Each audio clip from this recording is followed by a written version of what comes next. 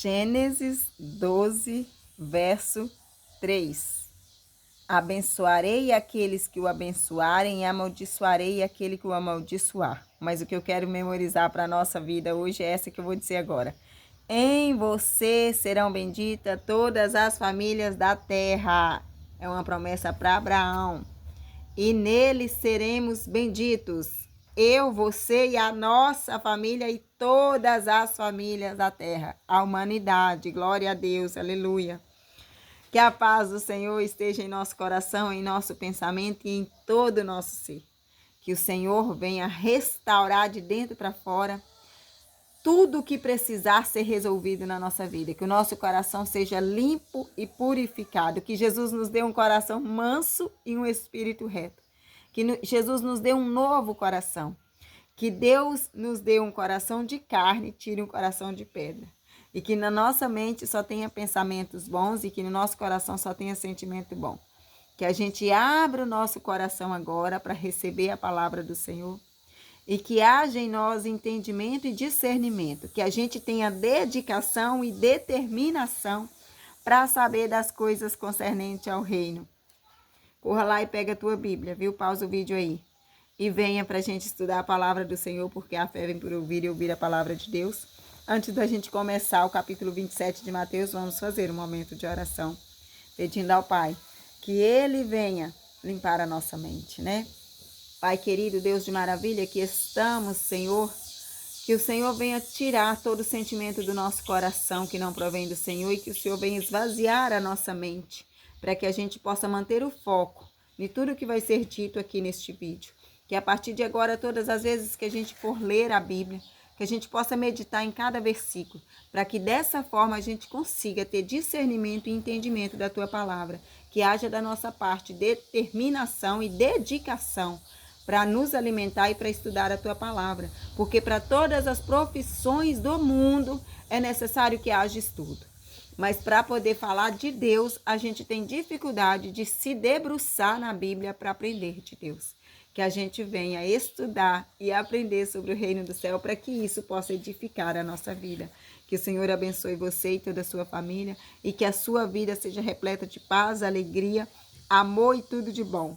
É claro, vai haver momentos difíceis, mas você vai conseguir passar por eles, porque a palavra fala que em Cristo nós somos mais que vencedores. Vamos ler então o capítulo 27.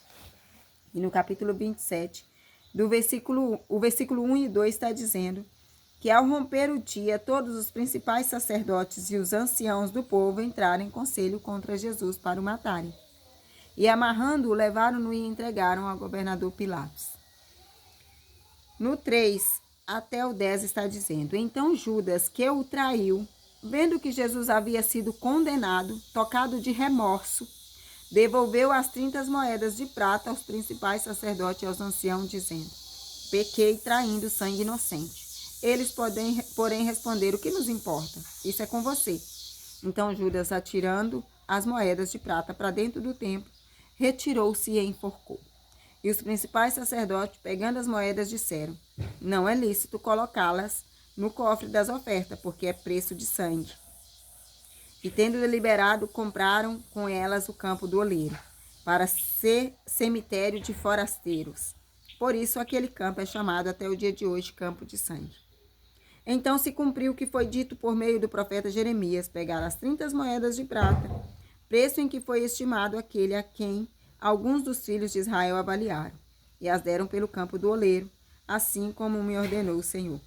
Então aqui nesse versículo 3, aqui ao versículo 10, está dizendo que Judas se arrependeu e se enforcou justamente porque ele tinha condenado Jesus, e Jesus era sangue inocente. E repare que aqueles que receberam a moeda de volta também sabiam que Jesus era sangue inocente. E eles não podiam devolver as moedas no cofre lá do templo. Por quê? Porque não era um dinheiro abençoado, né? Era um dinheiro imundo, sujo, por causa que era pelo sangue de Jesus que aquele dinheiro estava nas mãos deles, né? Então eles compraram um campo onde foi cemitério daqueles que vinham como visitantes, né? Forasteiros, que eram chamados. No versículo 11 ao 14 está dizendo: Jesus estava em pé diante do governador, E o governador o interrogou, dizendo: você é o rei dos judeus? Jesus respondeu: o Senhor está dizendo isto. E sendo acusado pelos principais sacerdotes e pelos anciãos, Jesus nada respondeu. Então Pilatos perguntou: você não está ouvindo quantas acusações fazem contra você? Mas Jesus não respondeu nenhuma palavra, a ponto de o governador ficar muito admirado. O versículo 15 ao versículo 26 está dizendo: ora, por ocasião da festa, o governador costumava soltar ao povo um preso, conforme eles quisessem. Naquela ocasião, eles tinham um preso muito conhecido, chamado Barrabás. Estando, pois, o povo reunido, Pilatos lhe perguntou: quem vocês querem que eu solte? Barrabás ou Jesus chamado Cristo? Porque sabia que era por inveja que eles tinham entregado Jesus. E estando Pilatos sentado no tribunal, a mulher dele mandou dizer-lhes: não se envolva com esse justo, porque hoje em sonho sofri muito por causa dele. Mas os principais sacerdotes e os anciãos persuadiram o povo a que pedisse Barrabás e condenasse Jesus à morte. De novo o governador perguntou: qual dos dois vocês querem que eu solte? Pilatos, quando ele perguntou isso pro povo lá, quem é que eles queriam que soltasse, ele estava querendo era que eles soltassem Barrabás, porque Pilatos não queria condenar Jesus. Primeiro, que não era o desejo do coração dele. Segundo, que a mulher dele tinha alertado ele, que Jesus era um justo.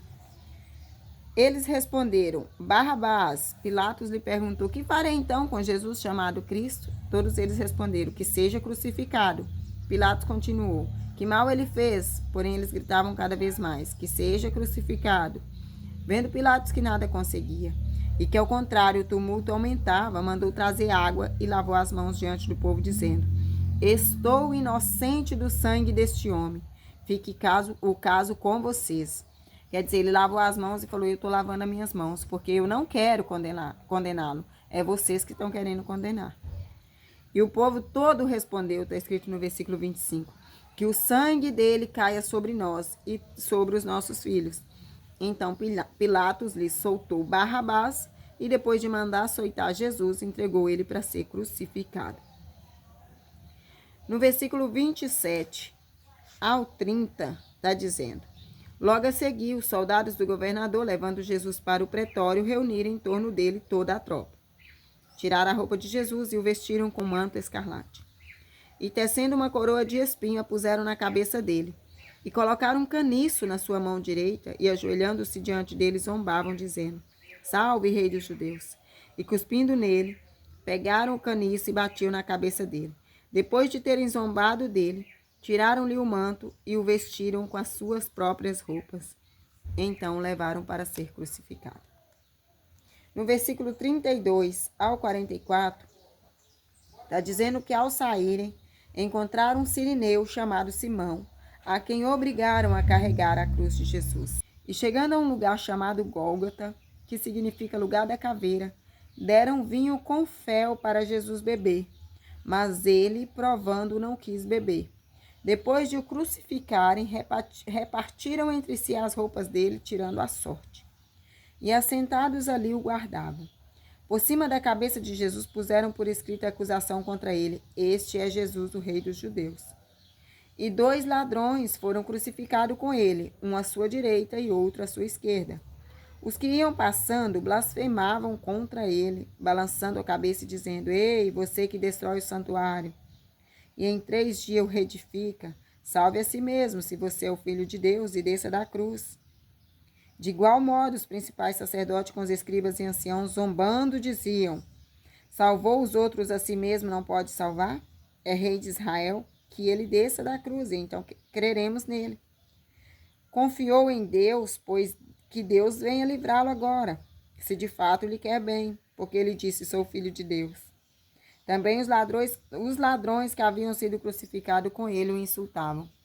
No versículo 45 ao 55 está dizendo: a partir do meio-dia, houve trevas sobre toda a terra até as 3 horas da tarde. Por volta de 3 da tarde, Jesus clamou em alta voz, dizendo: Eli, Eli, lema sabachthani. Isso quer dizer: Deus meu, por que me desamparaste? Alguns dos que estavam ali ouvindo isso diziam: ele chama por Elias. E logo um deles correu a buscar uma esponja, e tendo-a embebido em vinagre, colocado na ponta de um caniço, deu-lhe de beber. E outros, porém, diziam: espere, vejamos se Elias vem salvá-lo. E Jesus, clamando outra vez em alta voz, entregou o Espírito. Eis que o véu do santuário se rasgou em duas partes, de alto a baixo. Aqui no 50 eles falam, e Jesus clamando, está escrito, e Jesus clamando outra vez em alta voz, entregou o Espírito. E no 51 está dizendo, o véu do santuário se rasgou em duas partes, de alto a baixo. A terra tremeu e as rochas se partiram.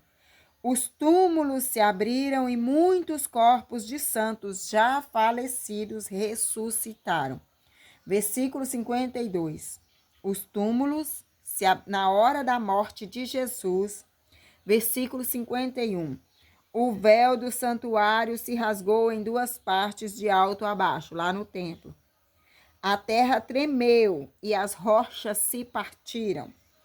52. Os túmulos se abriram e muitos corpos de santos já falecidos ressuscitaram. 53. E saindo dos túmulos, depois da ressurreição de Jesus, entraram na cidade santa e apareceram a muitos. Versículo 53. E saindo dos túmulos, depois da ressurreição de Jesus, entraram na cidade santa e apareceram a muitos. O centurião e os que com ele guardavam Jesus, vendo o terremoto e tudo o que se passava, ficaram possuídos de grande temor. E disseram: verdadeiramente este era o Filho de Deus. Estavam ali muitas mulheres observando de longe. Eram as que vinham seguindo Jesus desde Galiléia para o servir. Entre elas estavam Maria Madalena, Maria mãe de Tiago e de José e a mulher de Zebedeu. No versículo 57 a 61 está escrito: ao cair da tarde, veio um homem rico de Arimateia chamado José, que era também discípulo de Jesus. Este foi até Pilatos e lhe pediu o corpo de Jesus. Então Pilatos mandou que o corpo lhe fosse entregue. E José, levando o corpo, envolveu num lençol limpo de linho. O depositou no seu túmulo novo, que ele tinha mandado abrir na rocha. E rolando uma grande pedra para a entrada do túmulo, foi embora. 61. Estavam ali sentadas em frente do túmulo Maria Madalena e a outra Maria. Do versículo 62 ao 66 está dizendo: no dia seguinte, que é o dia depois da preparação, os principais sacerdotes e os fariseus se reuniram com Pilatos e lhe disseram: Senhor, nós lembramos que aquele enganador, enquanto vivia, disse: depois de 3 dias ressuscitarei. Portanto, mande que o túmulo seja guardado com segurança até o 3º dia, para que não aconteça que, vindo os discípulos dele, o roubem e depois digam ao povo: ressuscitou dos mortos. E este último engano será pior do que o primeiro. Pilatos respondeu: uma escolta está à disposição de vocês. Vão e guardem o túmulo como bem entenderem. Indo eles, montaram guarda ao túmulo, selando a pedra e deixando ali a escolta. Aqui acaba o capítulo 27. E aqui a gente entende que Jesus foi humilhado de todas as formas, Antes que ele fosse entregue, preso para ser crucificado, ele também já sofria afrontas de todos, afrontas e humilhação, difamação, julgamento. Jesus passou por tudo isso que a gente passa aqui na terra. Julgamento, difamação, humilhação. Eles falaram várias coisas de Jesus, ele sendo Deus, a gente sabe. E Jesus continuou o propósito dele aqui na terra. Que o propósito dele era morrer na cruz para nos salvar. Então, a gente precisa compreender. Jesus passou por tudo isso desde que ele nasceu. Desde que ele começou a exercer o ministério, ele tem sofrido afronta, ele sofreu afronta. E até hoje, ressuscitado o nosso Cristo e vivendo, ainda falam contra ele. Então, Jesus, até os dias de hoje, ainda é ofendido por palavras, ainda negam Jesus até o dia de hoje. Então, nós sabemos disso. Então, que a partir de agora, vendo aqui esse capítulo 27, a gente pare de se ofender com as coisas que o outro falam, né? Nós não somos vítimas, nós somos guerreiros de Cristo. Nós não estamos aqui preocupado com o que o outro pensa da gente, preocupado com o que o outro fala da gente, preocupado com o que o outro faz pra gente. A gente não está aqui para isso. A gente está aqui para servir a Jesus como Jesus serviu, seguindo os exemplos de Jesus. É claro, para a honra e glória do Senhor, o sacrifício de Jesus foi único. Jesus derramar o sangue dele na cruz é único. É o maior sacrifício, a gente não precisa fazer sacrifício nenhum, Jesus já pagou o preço por nós.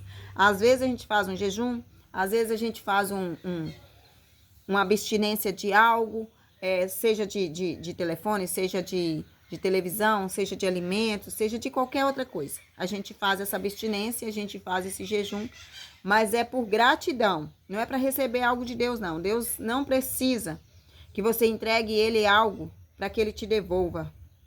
Amor não, o amor de Deus é incondicional, não depende do que você faz, não depende das suas ações. Não é porque você é bom que Deus te ama, não é porque você faz jejum que Deus te ama, não é porque você é bom nas obras que Deus te ama, não é porque você exerce seu ministério que Deus te ama. Deus te ama porque te ama, não tem motivo, Ele te ama, você é único, né? Cada um de nós somos único, imagem e semelhança do Senhor, Ele nos ama. Independente das nossas ações, se a gente fizer o bem, Ele nos ama, se a gente fizer o mal, Ele nos ama, Ele não deixa de nos amar. Paulo fala lá, viu? Que nem a morte, nem a vida, nem o que está por vir, nem o que já passou, nada pode nos separar do amor de Deus. É por isso que Ele enviou Jesus, Jesus passou por tudo isso que a gente está vendo e ainda vai ver aqui, em alguns outros momentos aqui, a gente vai ler coisas sobre Jesus. Jesus morreu na cruz, sofreu toda essa humilhação, e ainda sofre até hoje, só que naquela época ele sofreu na carne, né? Porque ele também era humano. E hoje, não faz diferença quando você nega Jesus. Não faz diferença o que você fala mal de Jesus. Não faz diferença. É você que perde. Jesus é Jesus e pronto. Deus é Deus e pronto. O Espírito Santo é o Espírito Santo e pronto. Se o Espírito Santo está falando para você, ministrando ao teu coração, te dando estratégia e você não está pegando, quem está sofrendo com isso? Não é você mesmo? Então a estratégia tem que ser ouvida e ela tem que ser posta em prática. Quando o Espírito Santo vem e fala, Cleusa, você tem que fazer isso, isso, isso, isso, isso, vai dar certo se você fizer assim. E eu não faço, quem perde sou eu. Eu deixo de executar todas as tarefas que eu quero, de realizar todos os projetos de Deus, de realizar os meus sonhos, e se eu não fizer, Deus vai levantar outra pessoa para fazer a obra dele. Porque se eu quiser, Deus me usa. Mas se eu não quiser, Ele vai levantar outra pessoa. Tá cheio de gente querendo fazer a vontade de Deus. Então, nós temos ministério aqui na Terra. A gente deve obedecer à ordem do Espírito Santo e à estratégia dele. E a gente deve fazer independente do que a gente vai passar. Se a gente vai ser humilhado, se a gente vai ser ofendido. Se vão brigar com a gente, se vão falar palavras ruins com a gente. Se vão falar coisas que a gente não gosta, né? Eu amo quando eu tô na live e entra pessoas que não é cristão, é o que eu quero mesmo, né? Jesus veio salvar os pecadores, ele veio para quem é doente, porque o são não precisa de médico, né? Então é para isso que Jesus veio, é para salvar aqueles que não encontraram Jesus. Então quando entra na live pessoas que são cristãos, eu amo, para fortalecer a gente ali, para glorificar o nome do Senhor, para ajudar a gente a orar por aqueles que chegaram que não é cristão. Então, eu preciso que também estejam na live pessoas que falam do amor de Deus, que têm desejo constante de engrandecer o nome do Senhor, né? Aqui acaba o capítulo 27, que a gente consiga seguir os exemplos de Jesus e servir Jesus com excelência, tá bom? Deus abençoe. Amo vocês em Cristo Jesus. Deus abençoe você e toda a sua família. Fique com Deus. Até o próximo vídeo.